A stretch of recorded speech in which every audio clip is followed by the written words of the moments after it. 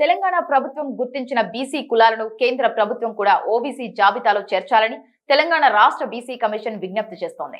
తెలంగాణలో మొత్తం 130 కులాలను రాష్ట్ర ప్రభుత్వం బీసీలుగా గుర్తించింది. అయితే అందులో 90 కులాలు మాత్రమే కేంద్ర ప్రభుత్వ పరిధిలో ఓబీసీ కేటగిరీలో ఉన్నాయి.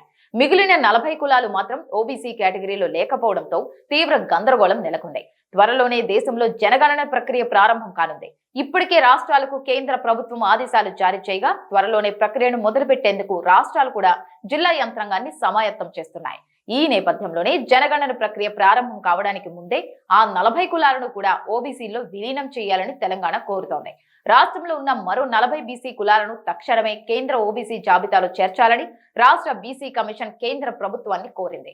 త్వరలో జరగబోయే జనాభా గణన కంటే ముందే ఈ ప్రక్రియ పూర్తి చేయాలని విజ్ఞప్తి చేసింది. వచ్చే జనాభా గణనలో భాగంగా తెలంగాణలో ఇళ్ల జాబితా సేకరణ పనులు 2026 మే 11 నుంచి జూన్ 9 వరకు జరుగుతాయి.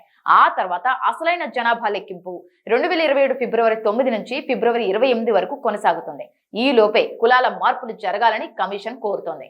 ప్రస్తుతం 130 కులాలను తెలంగాణ ప్రభుత్వం బీసీలుగా గుర్తించింది.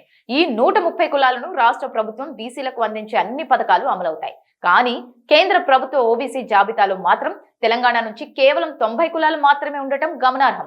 మిగిలిన 40 కులాల పేర్లు కేంద్ర ఓబీసీ జాబితాలో లేకపోవడంతో ఆ కులాల ప్రజలు తీవ్ర ఆందోళనకు గురవుతున్నారు. ఇందులో భాగంగానే తెలంగాణ బీసీ కమిషన్ తాజాగా సిఫార్సులు చేసింది. జనగణనలో ఈ 40 కులాల వారు ఓబీసీలుగా నమోదు చేయకపోతే తెలంగాణలో బీసీల సంఖ్య వాస్తవంగా ఉన్న దానికంటే తక్కువగా నమోదయ్యే అవకాశాలున్నాయి.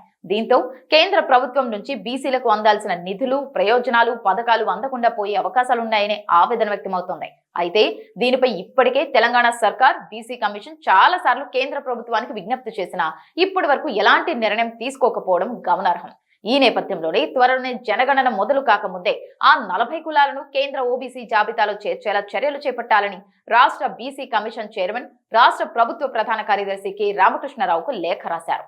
నిబంధనల ప్రకారం ఓ కులాన్ని కేంద్ర ప్రభుత్వ జాబితాలోకి చేర్చాలంటే రాష్ట్ర కమిషన్ సిఫార్సు ఉండాలి. ఆ సిఫార్సులకు జాతీయ వెనుకబడిన తరగతుల కమిషన్ ఆమోదం కల్పించాలి. ఈ ప్రక్రియ మొత్తం పూర్తయిన తర్వాతే ఆ కులాల విద్యార్థులకు విద్యా, ఉద్యోగాల పరంగా రిజర్వేషన్లు లభిస్తాయి. ఈ క్రమంలోనే నేషనల్ బీసీ కమిషన్ ఎలాంటి నిర్ణయం తీసుకుంటుందో వేచి చూడాలి.